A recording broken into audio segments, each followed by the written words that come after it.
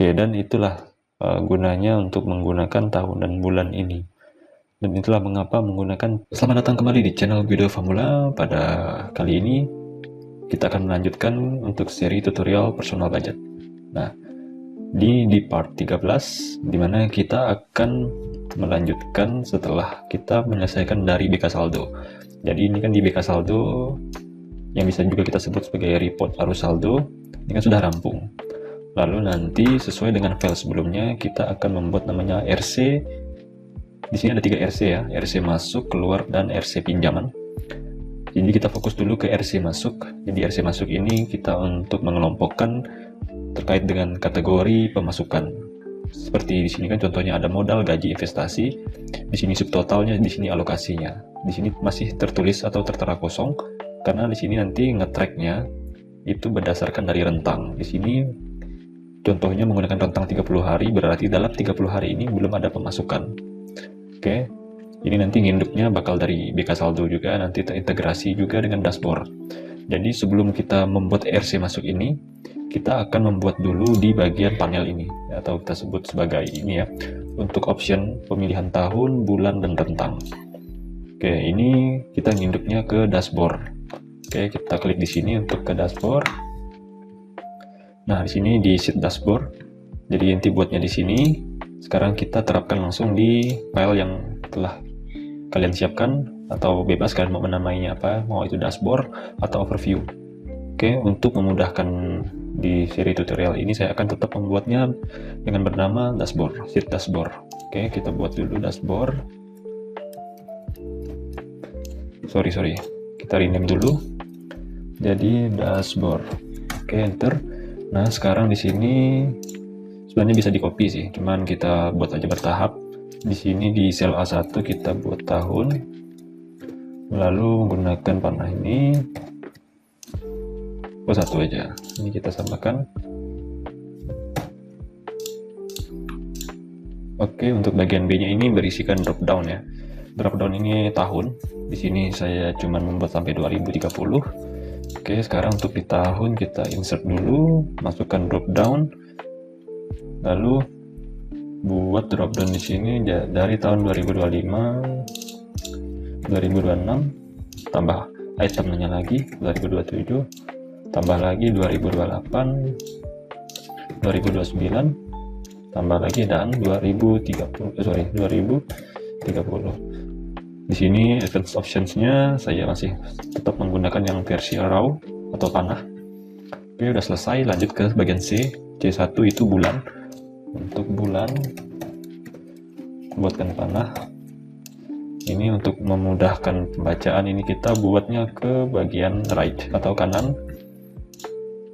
Nah, lalu di sini itu bulan, kita masukkan fit roll lagi. Bulan itu terdiri dari Januari. Januari, betul ya di sini. Tuh, Januari sampai semua. Januari, Februari, Maret, April, Mei,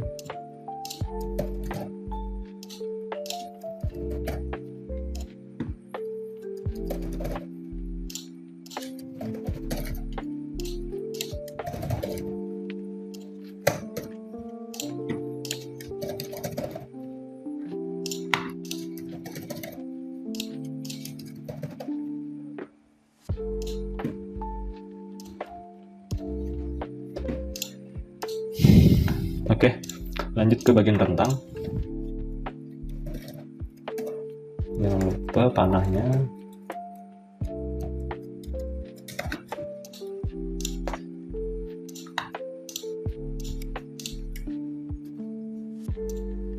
Bagian rentang ini terdiri dari ini rentang 7 hari, 30 hari, 90 hari, 6 bulan, 12 bulan, dan semua. Oke, langsung kita buat juga add row.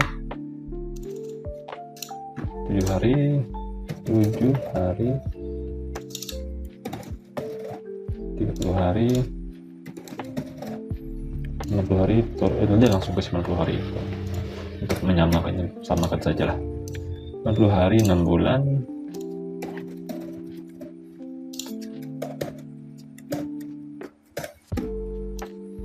baru 12 bulan atau 1 tahun. Di sini terakhir itu semua, jadi bisa dilibatkan untuk semua waktu. Lalu di sini kita pakai raw. Oke, sudah selesai di sini. Mungkin kalian bertanya, mengapa menggunakan 3 dari panel ini? Kenapa tidak hanya fokus ke tahun dan bulan? Jadi perlu kalian ketahui, biasanya di laporan keuangan ataupun di aplikasi di mobile itu mempunyai banyak pilihan untuk kita mengetahui rentang. Biasanya itu ada yang real time, yang per hari ini, ada yang kemarin, ada yang 7 hari sebelumnya, 30 hari. Sedangkan di sini kita pakai seperti ini aja, rentangnya 7 hari, 30 hari, 90 hari. Jadi ini untuk mengecek apakah dalam 7 hari ini ada transaksi, khususnya di RC masuk, berarti pemasukan. Oke. Nanti data yang ada di sini, kita kembali ke RC masuk. Nah, sini, ini di contoh filenya ya. Di rentang 30 hari ini kan 30 hari ke belakang. Untuk hari ini misalnya, itu tidak ada sama sekali report pemasukan alias 0. Nah, nanti kalau diubah, di sini saya ubah dulu di bagian dashboardnya. Ini rentangnya kita ubah jadi 6 bulan. Nah, ini 6 bulan apakah ada? Nah, di sini kan ada nih. Sekarang kita cek di RC masuk. Tuh, di RC masuk ada total 50 juta. Di sini masuknya di kategori warisan. Itu alokasinya 100%. Jadi selama 6 bulan terakhir ini pemasukannya ada itu adalah warisan dengan subtotal 50 juta. Oke, tentu alokasinya itu 100% ya. Nah, jadi itu gunanya untuk rentang. Sedangkan bisa juga di sini kita pakai, di sini kita hapus 6 bulan, kita mau cek di bulan Juli di 2025. Nah, jadi bisa menggunakan 2 kriteria dari bulan dan tahun. Sedangkan rentang itu cukup pakai rentang saja, bulan dan tahunnya itu dihapus. Nah, di sini untuk bulan Juli tidak ada ini ya, keluar dan masuk, kosong, jadi alokasi budget tidak valid, keterangan nihil. Kita coba tes di bulan Juni, apakah ada? Juni belum ada juga, tidak ada. Sekarang ke Mei, tidak ada juga bulan Mei. Lanjut ke April. Nah, di April di sini tertera pemasukan 4.100.000, pengeluaran 1.400.000. Nah, jadi dia berdasarkan rentang untuk menyajikan data overview-nya. Sekarang kita kembali ke RC masuk. Nah, di RC masuk ini kan dia ngikut juga karena ini kan nginduknya ke dashboard ya, di tahun dan bulan April. Jadi ini menyajikan juga hanya pemasukan yang ada di bulan April. Di sini pemasukannya ada dapat hutang pinjaman. Hutang pinjaman ini dapat dikatakan ini kita minjam ke platform misalnya, entah itu ke bank ataupun ke pinjaman online. Jadi di sini masuknya ke hutang pinjaman. Oke. Tapi ini bebas sih, pengkategorian ini kan bebas. Ini saya sebagai contoh, saya masukkan hutang pinjaman. Lalu ada gaji juga senilai 3.850.000. Jadi alokasi yang tertinggi itu berdasarkan pemasukan ini, yang tertinggi itulah dari gaji, sampai 92,7% itu dari gaji. Oke, jadi itu contohnya. Lalu apakah bisa diubah di sini? Tidak bisa. Jadi di sini mau mengubahnya itu kembali ke dashboard. Jadi untuk mengubahnya di sini, misalnya kita mengubah lagi di bulan Agustus. Nah, di sini kan ada itu pengeluarannya juga ada. Sebagai contoh kita cek di RC keluar. Nah, di RC keluar ini ada total pengeluaran 778.000. Di sini ada belanja 21.000, telepon 201, terus ada sosial itu 500.000 dan anak-anak itu 56.000. Nah, di sini untuk alokasi pengeluaran tertinggi itu ada di bagian sosial. Itu mencapai 64,23%. Oke. Nah, itu sebagai selain pandangnya. Sekarang kita lanjutkan untuk menyelesaikan ini. Ini sudah selesai. Untuk mempermudah tampilan, di sini kita kasih frame dulu. Nah, jadi untuk pembedanya frame-nya seperti ini. Sekarang kita standby-kan ini di 30 hari. Oke. Nah, jadi sekarang kita buat satu lagi sheet untuk mendukungnya. Gitu ya, RC masuk. Oke, kita ikuti saja seperti ini, samakan saja. Jadi sebelum dibuat ini kita copy dulu. Ini kita copy, lalu kita buat RC masuk. Kita rename dulu RC masuk. Nah, lalu kita pastikan di sini yang di copy tadi. Lalu di sini kita hapus saja. Ini kita edit dulu. Kita tidak perlu menggunakan ini karena nanti kita pakainya mirror dari yang di dashboard. Jadi kita remove dulu. Ini juga kita remove yang D1, F1 nya juga kita remove. Jadi benar-benar clear, tidak ada di sini, tidak ada pilihan maksudnya. Nah, Jadi di sini untuk nginduknya kita, untuk mirror maksudnya, untuk mirror kita masukkan ini rumus, sedikit rumus sama dengan, lalu klik dashboard, lalu pilih ke, karena ini A2 nya ketutup, kita ketik saja di sini A1, lalu di sininya kita ubah 2 jadikan absolute, F4, lalu enter. Nah, jadi di RC masuknya sudah mirror dari dashboard sel A2. Lanjut yang di bulan masih sama dengan, lalu dashboard, lalu pilih D1. Oke, jadi D1 jadikan absolute. Oke, ini ada kesalahan ya, bukan A2 harusnya itu dia B1, harusnya ini B1. Ini kan sama nih, B1, D1, di sini juga F1 harusnya. Langsung saja kita tulis dashboard F1 and F4. Oke, di sini sudah mirror dari dashboard.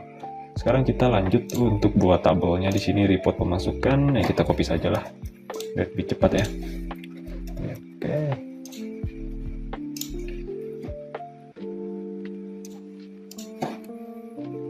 Lalu lanjut ke bawahnya, kita masukin total. Langsung saja kita copy saja ini, karena biar fontnya sama.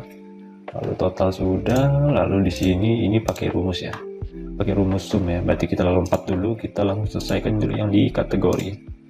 Oke, berarti mulai dari A6 di sini. Oke.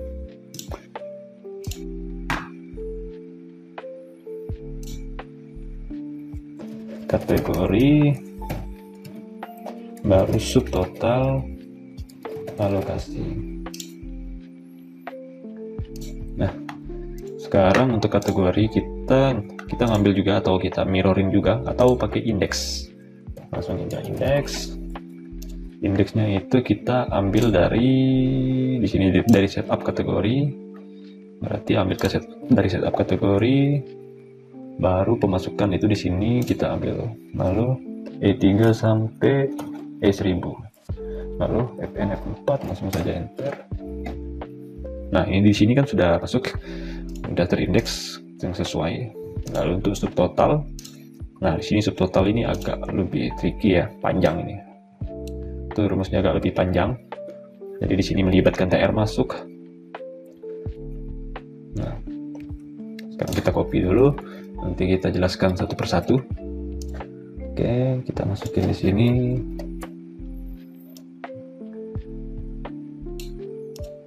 Nah,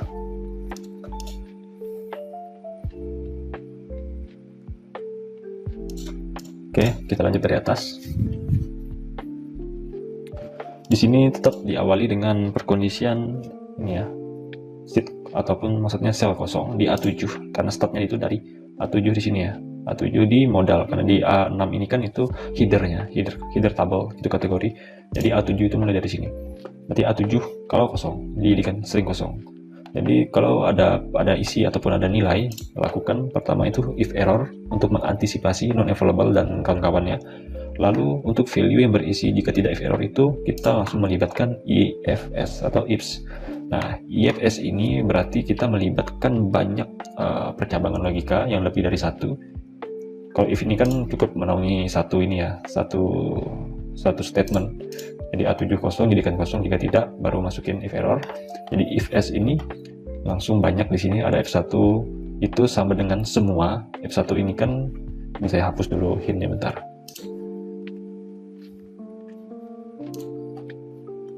Oke, bentar ya. Di sini hintnya sudah dihapus. Oke, lanjut.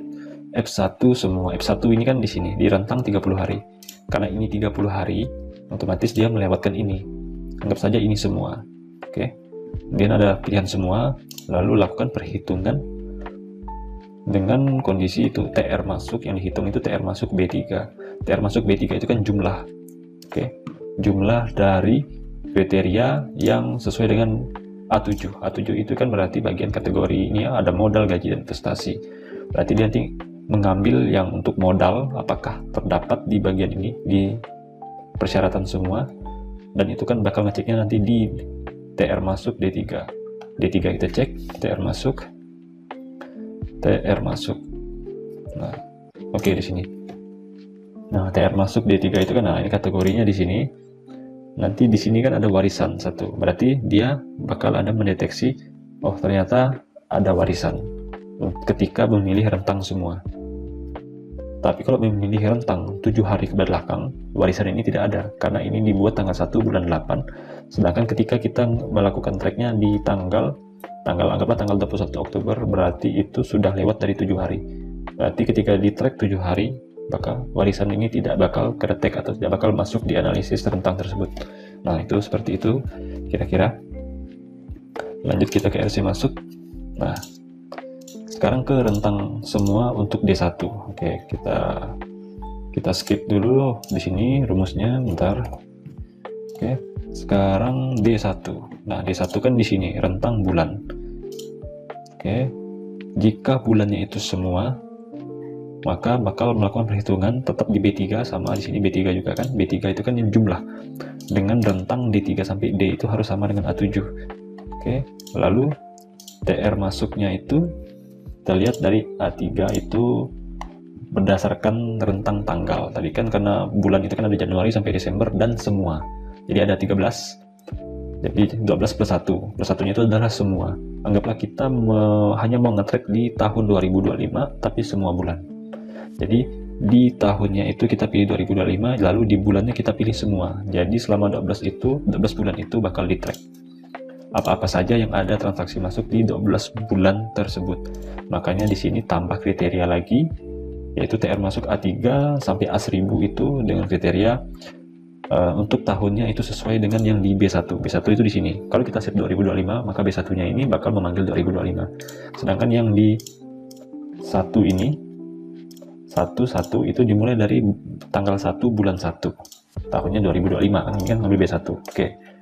Jadi startnya dari 1 Januari 2025, seandainya ini B1-nya kita set 2025. Lalu di set lagi sampai di kita ngambil lagi di TR masuk A3 sampai A1000 sampai di tahun 2025 di bulan 12 tanggal 31. Jadi anggap saja ini sampai di sini. Nah, itu adalah rentang dari tanggal 1 bulan 1 sampai 31 Desember bulan 12. Oke. Anggap saja 1 Januari sampai 31 Desember. Nah, itu simpelnya seperti itu. Sedangkan tahunnya mengikuti yang kita set di sini, B1. Berarti kan kita nge-set di sini 2025, berarti 1 Januari 2025 sampai 31 Desember 2025. Kalau 2026 berarti 1 Januari 2026 sampai 31 Desember 2026. Nah, simpelnya seperti itu.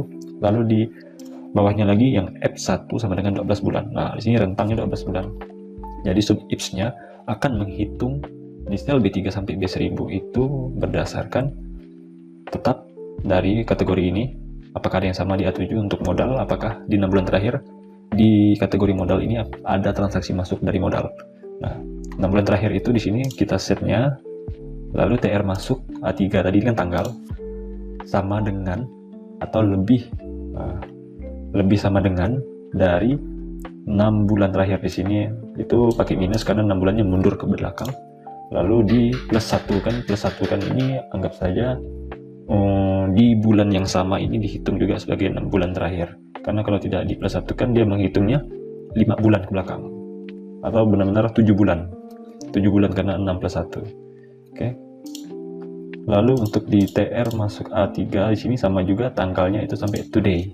Nah, jadi misalnya bulan ini atau hari ini tanggal 21 Oktober, otomatis 6 bulan ke belakang itu sampai Oktober, September, Agustus, Juli, Juni, Mei.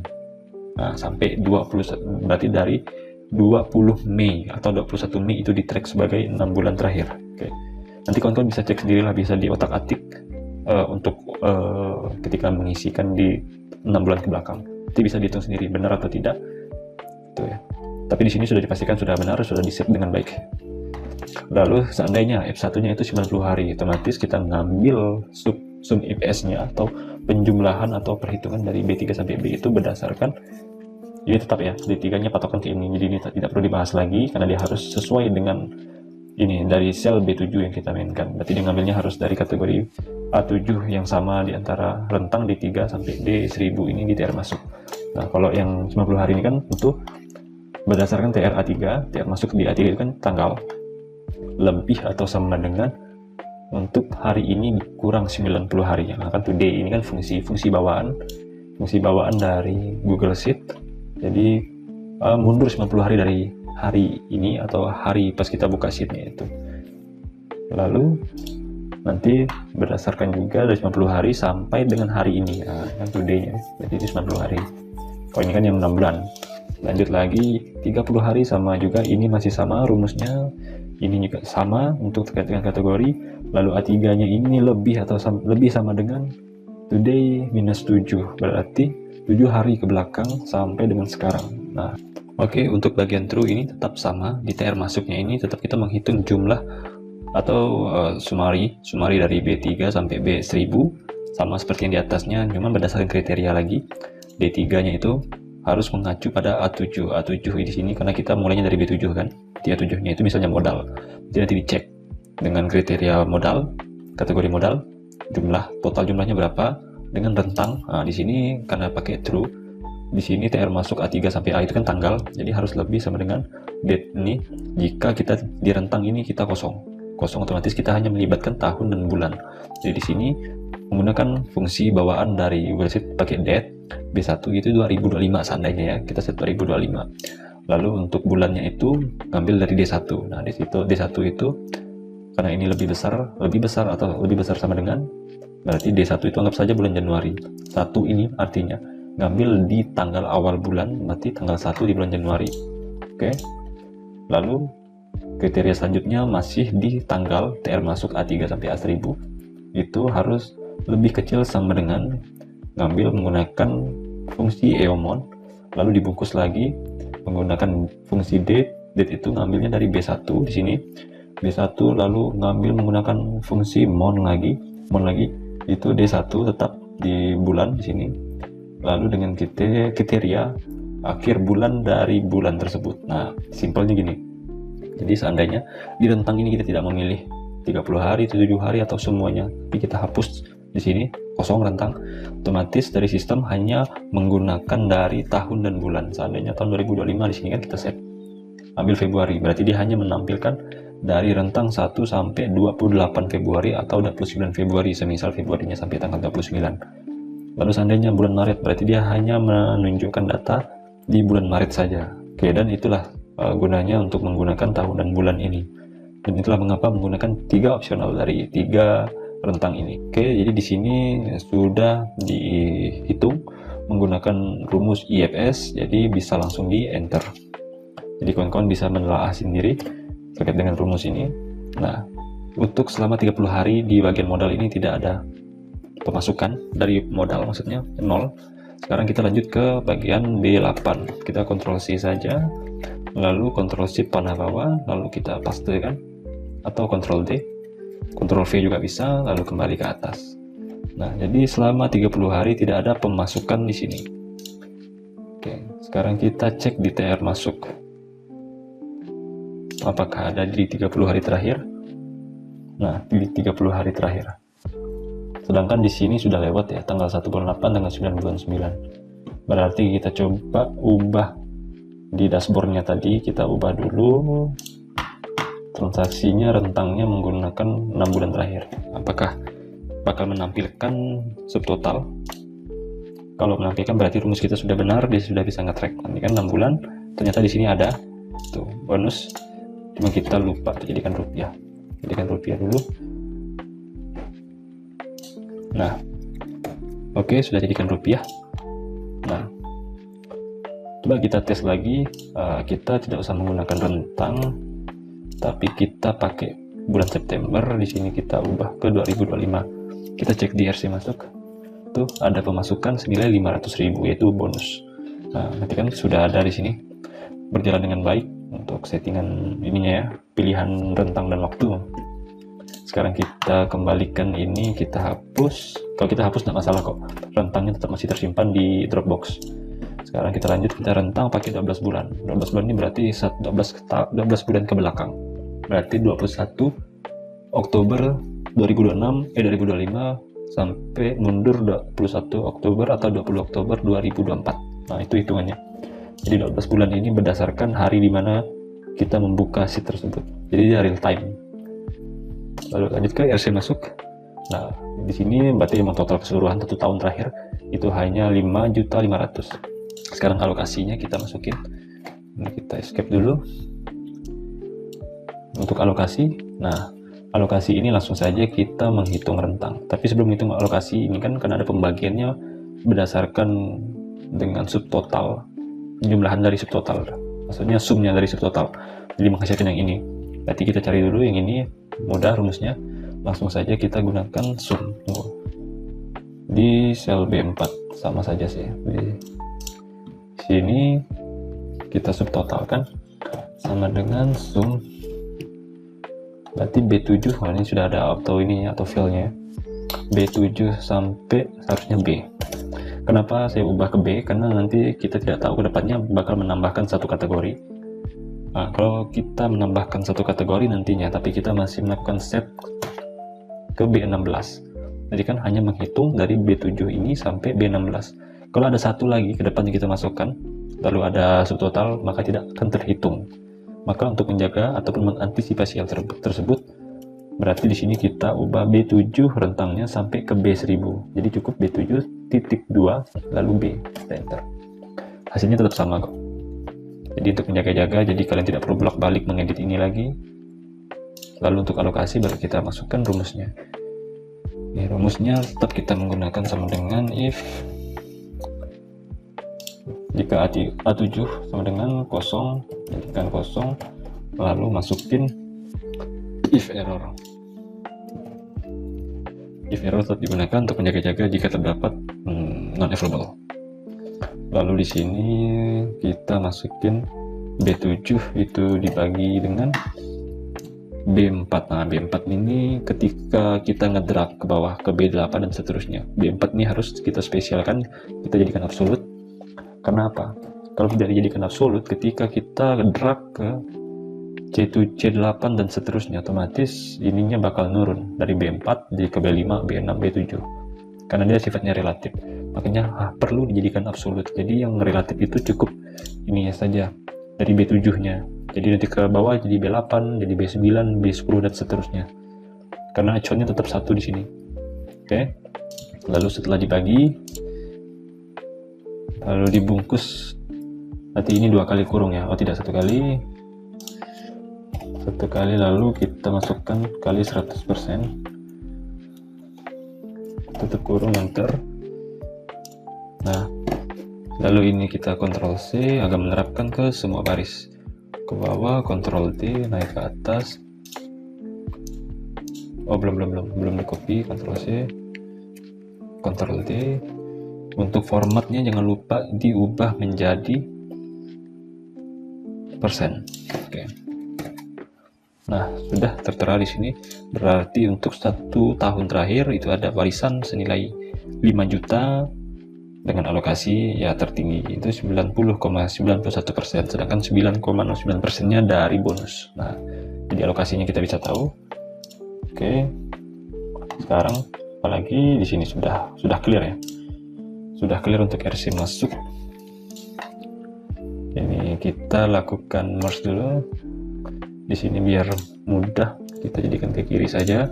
Jadi biar ketahuan ini totalnya, berarti ngambil dari subtotal ini penjumlahannya. Oke, kawan-kawan, sekian dulu untuk part 13 ini.